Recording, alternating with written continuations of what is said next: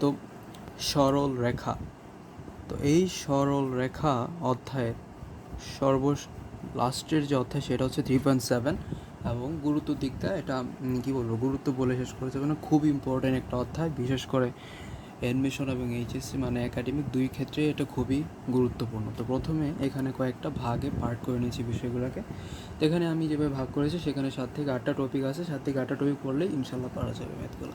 তো প্রথমত যেটা রয়েছে সেটা হচ্ছে কি বিন্দু, সেটা হচ্ছে বিন্দু থেকে কোনো রেখার উপর লম্ব দূরত্ব নির্ণয়।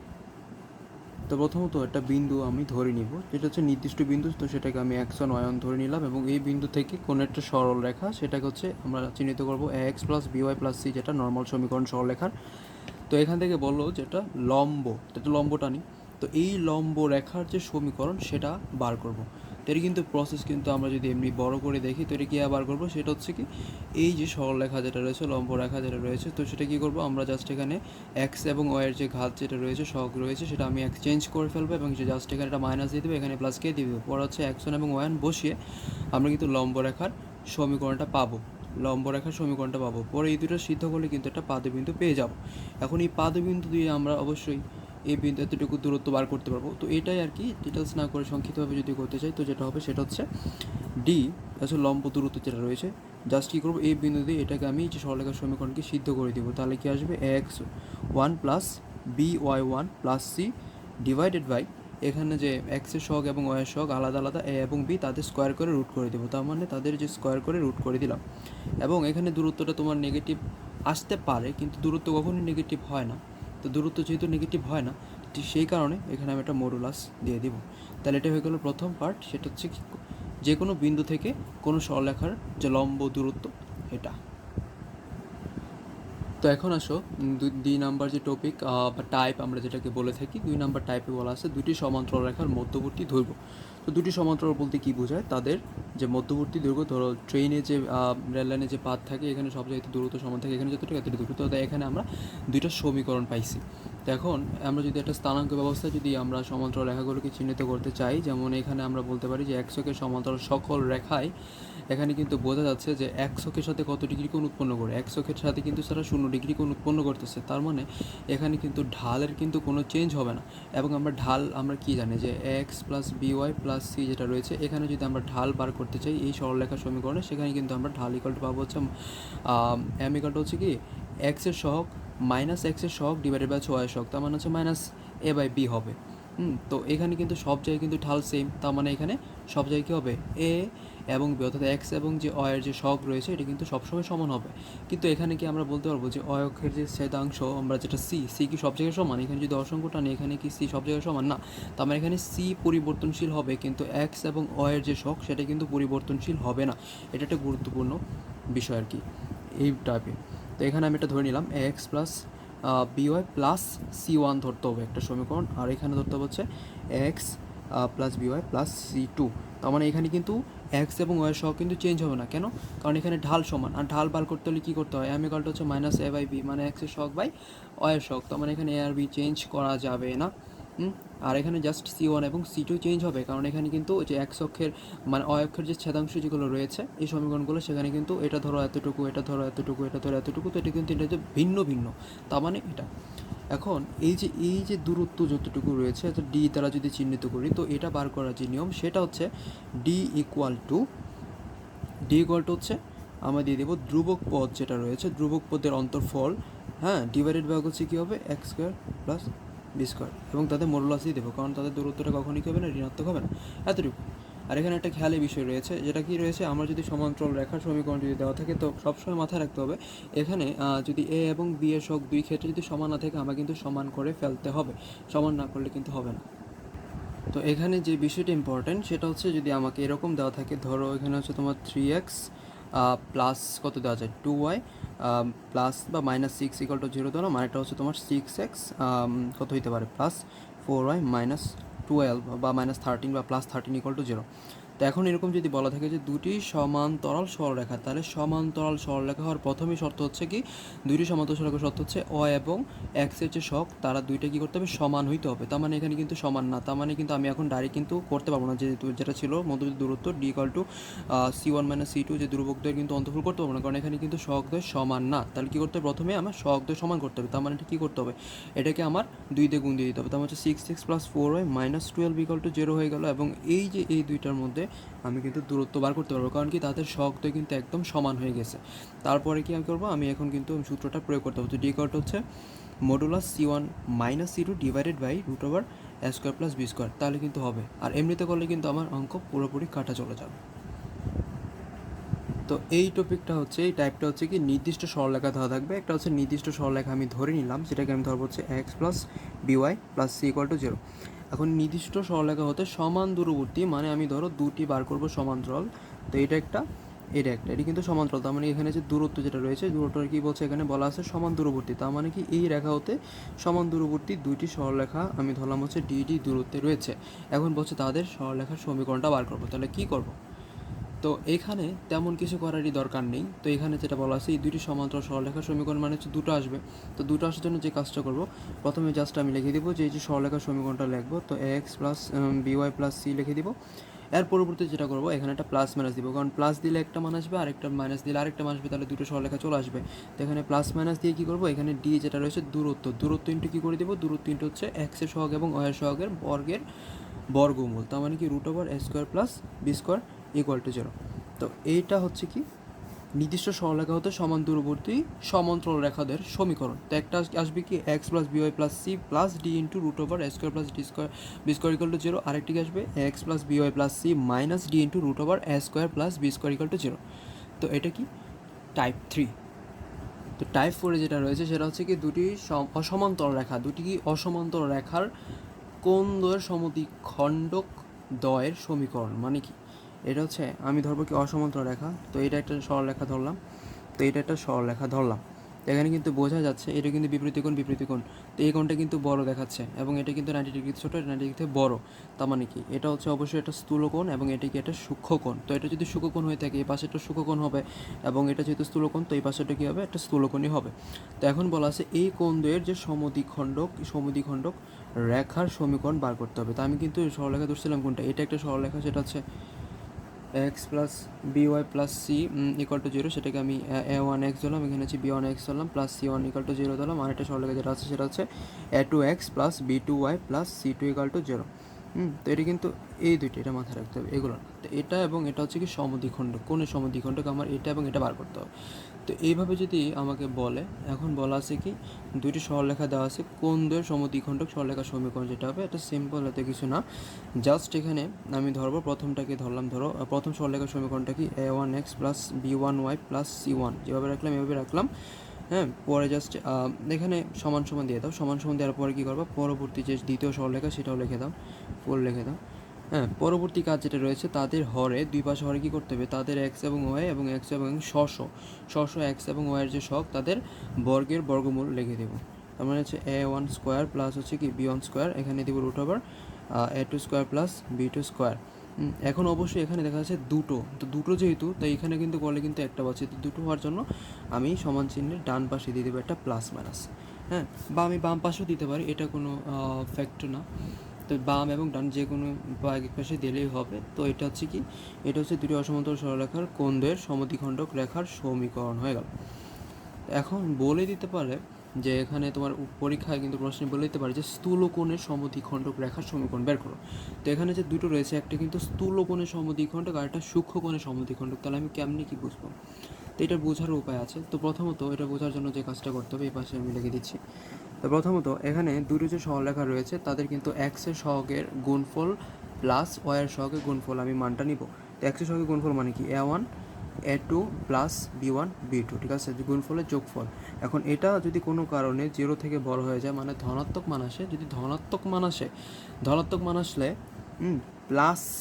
প্লাস নিয়ে আমি যে সরলরেখার সমীকরণটা পাবো সেটা হচ্ছে কি স্থূল কোণের সমদ্বিখণ্ডক। হ্যাঁ, এটা হচ্ছে কি তোমার স্থূল কোণের সমদ্বিখণ্ডক রেখার সমীকরণ। আর এটা যেটা রয়েছে ধরো a1 a2 + b1 b2 greater than zero যদি মাইনাস নিয়ে থাকি তাহলে পাবো কি সূক্ষ্মকোণ, তাহলে কি সূক্ষ্মকোণের সমদ্বিখণ্ডকটা পাবো। এখন যদি উল্টা হয়ে থাকে অর্থাৎ a1 a2 plus b1 b2 less than যদি জিরো হয়, লেস দেন জিরো হলে কি হবে উল্টা আর কি, তো প্লাস, হ্যাঁ প্লাস নিয়ে আমরা পাবো হচ্ছে সূক্ষ্মকোণের সমদ্বিখণ্ডক, সূক্ষ্মকোণ ঠিক আছে, সূক্ষ্মকোণের সমদ্বিখণ্ডক। আর মাইনাস নিয়ে পাবো হচ্ছে স্থূলকোণের সমদ্বিখণ্ডক, স্থূলকোণের সমদ্বিখণ্ডক। তো এখানে কিন্তু আমরা দেখতে পাচ্ছি কি এটা হচ্ছে একটা স্থানাঙ্ক অবস্থা, x অক্ষ y অক্ষ দেওয়া আছে এবং সেটা হচ্ছে মূলবিন্দু দেওয়া আছে এবং এই যে একটা সরলরেখা, এই যে একটা সরলরেখা তাদের স্থূলকোণ এবং সূক্ষ্মকোণের সমদ্বিখণ্ডকে দুটো রেখে ফেলেছে। এখন যদি এরকম বলা থাকে যে কোনটা হচ্ছে কি মূলবিন্দুকে কী করে থাকে, মূলবিন্দু মুখী আর কি, মূলবিন্দু অভিমুখী, ঠিক আছে। তো এটা কীভাবে বার করবো, তো এটা তো আসলে চিত্রতে এরকম দেওয়া থাকলে ইজি, বাট আমার যদি সমীকরণ দেওয়া থাকে তাহলে এটা কীভাবে করবো। তো এই ক্ষেত্রে কিন্তু এত হাইপার কোনো কিছু নাই, জাস্ট এখানে আমি দুটো সরলরেখার সমীকরণ দেখে নেবো। ধরো এটা হচ্ছে a1x প্লাস হচ্ছে কত b1y প্লাস c1 = 0, আরেকটা হচ্ছে কত a2, হ্যাঁ তো হচ্ছে a2x প্লাস হচ্ছে কত b2y প্লাস c2 = 0 নিয়ে নিলাম। তো এইখানে আমার যেটা করতে হবে, এখানে আমি জাস্ট দেখবো যে ধ্রুবপদ নিয়ে কাজ করবো। তো ধ্রুবপদের গুণফল যেটা রয়েছে, ধরো c1 c2 গ্রেটার দেন 0 হলে একটা কাজ হবে এবং c1 c2 লেস দেন 0 হলে আরেকটা হবে। এখন দেখো c1 c2 গ্রেটার দেন 0 হলে আমরা যে সরলরেখার সমীকরণটা পাবো ওই যে প্লাস মাইনাস দিয়ে, তো ওই ক্ষেত্রে যদি প্লাস নিলে কিন্তু আমরা যেটা পাবো সেটা হচ্ছে গিয়া প্লাস নিয়ে যে মানটা পাবো সেটা হচ্ছে কি মূলবিন্দু অভিমুখী কোণ, ঠিক আছে। প্লাস নিয়ে যেটা পাবো মানে এই যে প্লাস নিয়ে ধরো আমি সূক্ষ্মকোণটা পেলাম, তো প্লাস নিয়ে যেটাই পাবো সেটা হচ্ছে কি এই যে অভিমুখী। এবং তুমি যদি মাইনাস পাও, মাইনাস পাইলে যে কাজটা হবে সেটা কি, মাইনাস পাইলে হবে হচ্ছে গিয়া লেস দেন যদি তোমার ধরো 0 হয়ে গেলো, তো আমি মাইনাস মান নিয়ে আমি যে সরলরেখার সমীকরণটা পাবো, ঠিক আছে, ওইটা হচ্ছে কি মূলবিন্দু অভিমুখী হবে, ঠিক আছে। এটা জাস্ট কী করবো, আমি জাস্ট এখানে তোমার যে ধ্রুবপদ যেটা রয়েছে, ধ্রুবপদ হচ্ছে c1 এবং c2 রয়েছে, c1 এবং c2-র গুণফল যদি 0 থেকে বড় হয় তবে প্লাস মান নিয়ে যে সরলরেখার সমীকরণ পাবো মানে সমদ্বিখণ্ডকে যেটা পাবো সেটা হচ্ছে কি মূলবিন্দু অভিমুখী, এবং লেস দেন 0 হলে মাইনাস নিয়ে যেটা পাবো সেটা হচ্ছে মূলবিন্দু অভিমুখী। এতটুকু এইটা একটা। পরবর্তী টাইপ হচ্ছে কি অন্তকেন্দ্র নির্ণয়। তো অন্তকেন্দ্র কী ছিল, অন্তকেন্দ্র হচ্ছে ধরো একটা ত্রিভুজ আমি আঁকলাম, তো এই ত্রিভুজের, হ্যাঁ এই ত্রিভুজে ধরো আমি এটা এ ধরলাম, এটা হচ্ছে বি ধরলাম, এটা হচ্ছে সি ধরলাম এবং সেটা হচ্ছে কি তোমার x1 y1 স্থানাঙ্ক ব্যবস্থা আমি নিয়ে নিলাম, কার্তেশীয় স্থানাঙ্ক ব্যবস্থা, বাবারে বাবা। এটা হচ্ছে সরি ভুল করছি, x3 y3 এবং এটা হচ্ছে x2 y2, হ্যাঁ। তো এখানে কি করা আছে, অন্তকেন্দ্র বলতে কি বোঝায়, এখানে অবশ্যই একটা হচ্ছে বিএসি রয়েছে, একটা হচ্ছে এবিসি এবং এটা হচ্ছে এসিবি রয়েছে, তাদের কোণ ত্রয় মানে তিনটি কোণের সমদ্বিখণ্ডক ত্রয় যে বিন্দুতে ছেদ করে সেটা হচ্ছে কি অন্তকেন্দ্র। তার মানে এখানে অবশ্যই একটা কোণ রয়েছে, এখানে কোণ রয়েছে, এখানে কোণ রয়েছে, এই কোণ ত্রয়ের সমদ্বিখণ্ডক, এই কোণ ত্রয়ের ধরো সমদ্বিখণ্ডক যে বিন্দুতে ছেদ করে এটা হচ্ছে কি আমার অন্তকেন্দ্র। তার মানে এই যে এটা রয়েছে ধরো অবিন্দুতে ছেদ করে, এটা হচ্ছে অন্তকেন্দ্র।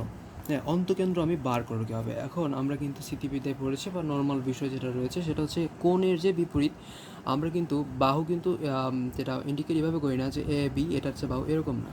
আমরা ধরি যে কোণ যেটা রয়েছে কোণের যে বিপরীত বাহু সেটা হচ্ছে কি আমরা স্মল লেটার দ্বারা নির্দেশ করি, যেমন এ কোণ যদি এটাকে বিবেচনা করি, তো এই এ কোণের যে বিপরীত বাহু যেটা রয়েছে সেটাকে আমরা কি ধরি, স্মল এ দ্বারা আমরা প্রকাশ করে থাকি, এটা হচ্ছে বাহু নির্দেশ করে থাকি। সেমভাবেই বি এর বিপরীত বাহু যেটা রয়েছে সেটা হচ্ছে এই পাশে বি হবে এবং সি এটা হচ্ছে এই পাশে সি হবে, এবার সে হয়ে গেল। তো এখন যে বিষয় সেটা হচ্ছে অন্তকেন্দ্র বার করবো কী হবে, তো অন্তকেন্দ্র বার করে ধরো আমি অন্তকেন্দ্র ধরলাম, তো অন্তকেন্দ্র ইকুয়াল টু কী হয়ে গেলো, তো এবার আমি প্রথমে কী হতো মনে করো স্থানাঙ্ক অবস্থা একটু কমাতে দিলাম, এটা হচ্ছে ভুজ অন্তকেন্দ্র, এটা হচ্ছে কোটি, হ্যাঁ। তো আমি কী করবো, প্রথমে আমি কী করবো, এ দিব বি দিব সি দিব, এ বি সি দিয়ে দিলাম, হ্যাঁ উভয় পাশেই দিয়ে দিব, এ বি এবং কি সি দিয়ে দিলাম। তো নিচেও সেমভাবেই এ বি সি দিয়ে দিব, ঠিক আছে, এ বি সি দিয়ে দিলাম। এখানে জাস্ট বাড়তি যে কাজ সেটা কি, এখানে যেহেতু ভুজ বলা আছে, তো ভুজ বলার কারণে আমি জাস্ট এর পাশে সরি একটু কাছে হয়ে গেছে, ভুজ এটা তো ভুজ অংশ, এটা তো কোটির অংশ, জাস্ট এখানে এর সাথে কোনটা রয়েছে দেখো, তো এর বিপরীত যদি আমরা বলি তো x1 কিন্তু রয়েছে, তো এখানে আমি x1 দিয়ে দিলাম। এখন বি যেটা রয়েছে ধরো বি এর সাথে কী রয়েছে x2 এবং সি এর সাথে কী রয়েছে, সি এর সাথে রয়েছে হচ্ছে x3, তো এখানে আমি জাস্ট x3 দিয়ে দিলাম বা এক্সে যাই হোক এটা প্লাস প্লাস দিয়ে দিলাম। সেমভাবে এখানে জাস্ট এর সাথে কী থাকবে y1 থাকবে, বি এর সাথে কী থাকবে y2 সামনে দিয়ে দিই, আর এখানে সি এর সাথে কী থাকবে y3 থাকবে। তো এটা হচ্ছে কি অন্তকেন্দ্র। এখন যদি বলা থাকে যে অন্তব্যাসার্ধটা কি, অন্তব্যাসার্ধ কি, এই অন্তকেন্দ্রকে আমরা যদি কেন্দ্র করে একটা বৃত্ত অঙ্কন করি, ঠিক আছে, একটা বৃত্ত অঙ্কন করলাম, তো বৃত্ত অঙ্কন করলে তাহলে যে ব্যাসার্ধ, এই ব্যাসার্ধটাকে বলা হয় থেকে হচ্ছে অন্তকেন্দ্র। তাহলে এই অন্তকেন্দ্র বার করার কী হবে? এখন আমরা কিন্তু 3.3-তে আমরা পড়েছিলাম যে ত্রিভুজের যে নির্ণায়ক মান, ত্রিভুজের নিশ্চয়ক বা নির্ণায়ক না, ত্রিভুজের যে ক্ষেত্রফল যেটা রয়েছে, ত্রিভুজের ক্ষেত্রফল নির্ণয়ের ক্ষেত্রে আমরা কী জানি? ত্রিভুজের ক্ষেত্রফল নির্ণয় কিন্তু এর একটা হাফ দিতে হয়। এখন এই হাফটা না দিয়ে ভিতরে যে হিসাবটা, সেটাকে কিন্তু আমরা বলে থাকি হচ্ছে ডেল্টা এবিসি। তো এখানে অন্ত ব্যাসার্ধ যদি বার করতে চাই, তো অন্ত ব্যাসার্ধ ইকুয়াল টু যেটা হবে সেটা হচ্ছে কি, সেটা এখানে নিচে অবশ্যই a plus B plus C থাকবে, মানে বাহুদের যোগফল ডিভাইডেড, উপরে থাকবে কি, উপরে থাকবে হচ্ছে ডেল্টা এবিসি। এবং এটা তো মাইনাস আসতে পারে, কিন্তু ক্ষেত্রফল কখনো তো মাইনাস আসে না, তার মানে এখানে একটা মডুলাস দিতে হবে। ডেল্টা এবিসি বলতে কী বোঝায়? ডেল্টা এবিসি হচ্ছে জাস্ট এখানে আমার দেখিয়ে দিই, নির্ণায়ক যেটা রয়েছে, নির্ণায়ক যে মানটা রয়েছে, নির্ণায়ক, ঠিক আছে, 3টা বিন্দু দিয়ে গঠিত নির্ণায়কের মানটা হচ্ছে ডেল্টা এবিসি। তো ডেল্টা এবিসি ডিভাইডেড বাই হচ্ছে a plus B plus C, সেটা হচ্ছে অন্তঃব্যাসার্ধ। তো এটা এখানে ক্লোজ। তো টাইপ 6 আমরা দেখতে পাচ্ছি প্রতিবিম্ব। তো প্রতিবিম্ব একটা সরলরেখা দেওয়া থাকবে, একটা নির্দিষ্ট বিন্দু দেওয়া থাকবে, নির্দিষ্ট বিন্দু হচ্ছে x1 ধরলাম, y1 ধরলাম, এটা হচ্ছে নির্দিষ্ট সরলরেখার সমীকরণ, বা যে কোনো সরলরেখার সমীকরণ আমরা কী দ্বারা প্রকাশ করি? x plus by plus C equal to 0 দ্বারা আমরা প্রকাশ করে থাকি বা চিহ্নিত করে থাকি। তো এখন বলা আছে এই বিন্দুর সাপেক্ষে, মানে এই রেখার সাপেক্ষে এই বিন্দুর আর প্রতিবিম্ব কোনটা, বা এই সরলরেখার সাপেক্ষে এই বিন্দু থেকে প্রতিবিম্বের দূরত্ব কতটুকু হবে, এই বিন্দু থেকে প্রতিবিম্বের দূরত্ব কতটুকু হবে। আচ্ছা, আমরা একটা নর্মাল বিষয় চিন্তা করে দেখি, আমরা যখন আয়নার সামনে দাঁড়াই, তো আমরা কিন্তু সমতুল দর্পণের ক্ষেত্রে দেখেছি আমাদের আয়না থেকে আমার যতটুকু দূরত্ব, ঠিক ততটুকু কিন্তু দূরত্ব হবে, ঠিক আছে, আমাদের যে প্রতিবিম্বের দূরত্ব কিন্তু ওই সেমই হবে। তার মানে কি, এই যে কোনোভাবে যদি লম্ব দূরত্ব বা এই দূরত্বটা যদি আমরা বার করতে পারি, তো আমাদের যে প্রতিবিম্ব এইখানে অবস্থিত, তো এই প্রতিবিম্বটাকে কিন্তু আমরা এই নির্দিষ্ট বিন্দু থেকে দূরত্বটা বার করে ফেলতে পারবো, ঠিক আছে। তো এটাকে আমরা ধরলাম হচ্ছে ডি দূরত্ব, এই সরলরেখার সাপেক্ষে বিন্দু থেকে। তো অবশ্যই এটাও হবে ডি দূরত্ব, এটা অবশ্যই ডি দূরত্ব। তাহলে আমি কী করবো? তাহলে এই বিন্দু থেকে আমি যদি এই সরলরেখার উপর লম্ব দূরত্ব বার করে ফেলি, তাহলে লম্ব দূরত্ব কীভাবে বার করবো? ধরো ডি ইকুয়াল টু কী হয়ে যাবে, লম্ব দূরত্ব বার করে যেটা ছিল, জাস্ট এটাকে আমি কী করবো? সিদ্ধ করে দেবো এই বিন্দু দিয়ে। তো x1 প্লাস হচ্ছে by1 প্লাস হচ্ছে সি দিয়ে দিলাম, ডিভাইডেড বাই হচ্ছে কি √a² প্লাস বি স্কোয়ার। তো এটা হয়ে গেল। তো এখানে ধরো যে মানটা আসবে, তো এই বিন্দু থেকে এতটুকু দূরত্ব কী হবে? 2 ইন্টু ডি হয়ে যাবে। তার মানে অবশ্যই এখানে এটা 2 দিয়ে দিতে হবে। তো এটা হচ্ছে নির্দিষ্ট সরলরেখার সাপেক্ষে নির্দিষ্ট একটা বিন্দু থেকে তার প্রতিবিম্বের ওই বিন্দু থেকে আর কি দূরত্ব নির্ণয়ের ক্ষেত্রে এটা আমরা ইউজ করে থাকি। তো টাইপ 6 হচ্ছে কি সরলরেখার সাপেক্ষে বিন্দুর অবস্থান, এবং এটা হচ্ছে শেষ টপিক এই চ্যাপ্টারের 3.7। তো এখানে হচ্ছে সরলরেখার সাপেক্ষে বিন্দুর অবস্থান। সরলরেখার সাপেক্ষে বলতে কি বোঝায়? ধরো একটা সরলরেখা দেওয়া আছে, হ্যাঁ, এই সরলরেখা হচ্ছে x plus by plus C equal to 0 দেওয়া আছে, এবং এখানে হচ্ছে একটা বিন্দু দেওয়া আছে, ধরো এ বিন্দু, আর একটা বিন্দু দেওয়া আছে বি বিন্দু, ঠিক আছে। হ্যাঁ, আবার আরেকটা বিন্দু দেওয়া আছে সি বিন্দু। এখন আমাকে যদি প্রশ্ন যদি করে এরকম যে এই সরলরেখার সাপেক্ষে এ এবং সি দুটি বিন্দু কি একই পাশে আছে নাকি তারা বিপরীত পাশে আছে? আবার এরকম বলতে পারে এই বিন্দুর সাপেক্ষে এ এবং বি, অথবা বি এবং সি তারা কি একই পাশে আছে নাকি বিপরীত পাশে আছে। আপত্তির কিন্তু আমরা বলতে পারতেছি যে সেটা কি বিপরীত পাশে আছে, কিন্তু এবার তো পরীক্ষার চিত্র দেওয়া থাকবে না। পরীক্ষা যেটা দেওয়া থাকবে সেটা হচ্ছে কি, এখানে জাস্ট আমার স্থানাঙ্ক ব্যবস্থাগুলো দেওয়া থাকবে। সেটা হচ্ছে ধরো x2 y2 ধরলাম, এটা হচ্ছে তোমার x3 y3, আর এটা হচ্ছে তোমার x1 y1 ধরলাম। তো এটা কীভাবে বার করবো? তো এটা নিয়ম হচ্ছে, ধরো আমাকে বলা আছে যে এ এবং সি বিন্দু দুইটা এই সরলরেখার সাপেক্ষে কি একই পাশে না বিপরীত পাশে, তাহলে কীভাবে প্রমাণ করবো? তাহলে এখানে যেটা করতে হবে, জাস্ট এই বিন্দু দুটি দ্বারা আমি সরলরেখাটি সিদ্ধ করব। তো প্রথমে যখন সিদ্ধ করবো যে মানটা আসবে সেটা হচ্ছে আমি L1 ধরলাম, L1 দিয়ে আমি ধরবো হচ্ছে তোমার x1 প্লাস, আমি এ বিন্দু দ্বারা কিন্তু করতেছি, এ বিন্দু দ্বারা করলে x1 প্লাস হচ্ছে কি by1 প্লাস হচ্ছে সি, হ্যাঁ, একটা মান আসবে। এবং বি বিন্দু দ্বারা যখন, বা সি বিন্দু দ্বারা যখন আমরা করব, তিনটা দিয়ে আমি করে দেখাচ্ছি। বি বিন্দু যখন করবো সেটা হচ্ছে আমি L2 ধরলাম, তো L2 করলে আমরা কিন্তু পাবো হচ্ছে x2 প্লাস হচ্ছে কি by2 প্লাস হচ্ছে সি পাইলাম। আর এখানে যেটা পাবো L3 ইকুয়ালটা হচ্ছে কি x3 প্লাস হচ্ছে কি by3 প্লাস হচ্ছে সি। তো এখন যখন আমরা এ এবং বি বার করবো, তো এটা যদি তোমার বিপরীত পাশে হয়ে থাকে, তাহলে কিন্তু L1 এবং L2 যে চিহ্ন, মানে ধরো একটা মান আসলো তোমার 6, তো এটা অবশ্যই আসবে হচ্ছে -6, কারণ তারা কি বিপরীত পাশে অবস্থানের শর্ত হচ্ছে সিদ্ধ করার পরে যে দুটো আমরা মান পাবো, এই দুটা মানে যে চিহ্ন, এই চিহ্ন কিন্তু চেঞ্জ থাকবে, বিপরীত চিহ্নযুক্ত হবে। এখানে যে তোমার সংখ্যাগত মান সেম বা বিপরীতে বা ভিন্ন হতে পারে, ওটা কোনো ফ্যাক্ট না, জাস্ট আমাকে চিহ্নটা ম্যাটার করতে হবে। এর পরবর্তীতে যদি একই পাশে থাকে, যেমন এখানে এ এবং সি কিন্তু আমরা দেখতেছি যে চিত্রে একই পাশে আছে, তো একই পাশে থাকা শর্ত কি? এই সরলরেখাটা এই দুইটা বিন্দুতে মানে সিদ্ধ করার পরে আমরা যে L1 এবং L3 পাইছি তাদের যে মান সেটা কিন্তু চিহ্ন যেটা রয়েছে চেঞ্জ থাকবে, বিপরীত চিহ্নযুক্ত হবে না। যেমন এখানে +6 প্লাস আছে, তো এটা অবশ্যই প্লাস থাকবে, তো এটা প্লাস কত হতে পারে? 1 হইতে পারে, 2 হইতে পারে, 3 হইতে পারে, 4 হইতে পারে, ধরো আমি 3 দিয়ে দিলাম। তো কিন্তু এই যে এটা এবং এটা চিহ্ন কিন্তু সেম, তার মানে কি তারা হচ্ছে একই পাশে আছে। চিত্র তো আমাদের থাকবে না, তার মানে যদি এরকম থাকে একই পাশে আছে। যদি ধরো বিপরীত চিহ্নযুক্ত থাকে, যেমন আমরা ধরেছি বি এবং সি বিপরীত পাশে আছে, এখানে চিহ্ন কিন্তু ভিন্ন ভিন্ন, তার মানে আমরা বলতে পারি সেটা কি বিপরীত পাশে আছে। কিংবা আমরা এই দুটো যদি চিহ্নিত করি তাহলে চিহ্ন কিন্তু ভিন্ন ভিন্ন বিপরীত চিহ্নযুক্ত থাকার কারণে আমরা বলবো এ এবং বি তারা হচ্ছে বিপরীত চিহ্নযুক্ত, তারা হচ্ছে সরলরেখার বিপরীত পাশে অবস্থান করছে। তো এই ছিল 3.7 এর বেসিক। আশা করি আপনাদের সকলের কাছে ভিডিওটা ভালো লাগবে। ভালো লাগলে সাবস্ক্রাইব করে পাশে থাকবে।